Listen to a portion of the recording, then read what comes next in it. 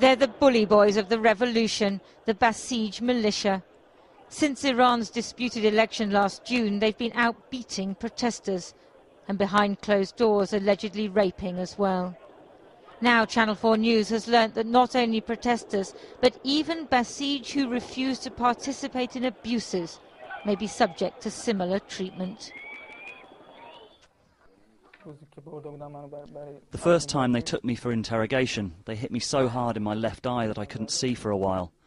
After the second day I could see a little, but I thought I'd gone blind in my left eye. I still have problems with it. It's never returned to normal. Ali, as we're calling him to protect his identity, was a militiaman. I learnt of his existence last year when we broadcast a story about Basij leaders who allegedly ordered the sexual assault of young people who had taken part in protests. Ali was part of a group of Basij who say they refused to take part. He's fled to the UK. The people were terrified. Some were already injured and their wounds had not been seen to. This was all very distressing for me because until then I had had very different responsibilities, not the beating up and crimes that they were perpetrating against the people. Ali's distress was palpable as he described how he was then arrested and men with their faces covered came to his cell. They created execution scenarios. They said, "We're going to kill you and we'll link your death to the protests. We'll say that you were killed during a protest." There was a table on which I was stood for some hours with my hands tied and a rope round my neck. They came a few times and said they'd come to execute me now or in an hour. Then they came and pulled the table away. I fell.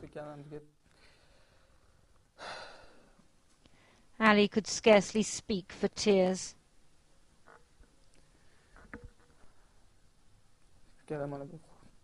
I thought I was saying goodbye to this world. I felt I was fading. But when they pulled the table away, the rope wasn't attached to anything. I fell backwards and fainted. When I came to, I was wet. They'd thrown water over me. I vomited. They brought my confession and I signed. Before the UN Human Rights Council in Geneva, the Iranian representative said torture was illegal in Iran. That torture is forbidden by law, by constitution of Iran. Their human rights record, he said, was good. But Ali was at his most distressed when he told me that his cellmate, not a protester but another Basiji from his group, started to shout and was punished with sexual assault. The guards warned him that if he continued this behaviour, they'd make things worse for him. One of the guards came in and beat him. His face was bleeding and his clothes were torn off. The guard had a baton. He was sexually violated with it. One guard was outside, one inside the cell.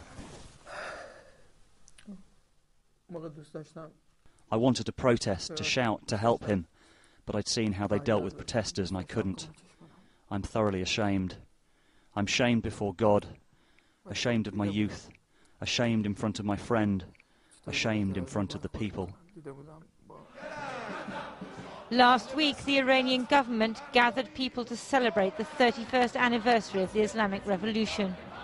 Once a true believer in the system, Ali by then was in Europe. He had been smuggled out by boat and travelled across the world by air and road using a fake passport. He's now applying for asylum.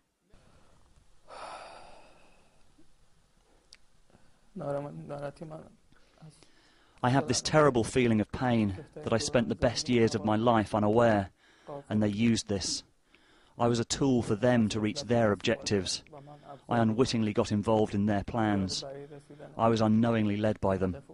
Their slogan was that we were the force of the people, the eminent ones, that we must lead. We were unaware of what they brought on us. Our thoughts were not our own. Spreading lies about Iran's supreme leader addressed the faithful. He said the post-election protests were the work of Iran's foreign enemies. But from the testimony we've heard, some of those who were once amongst the most fervent believers have turned against the state, which they say has turned against its own people.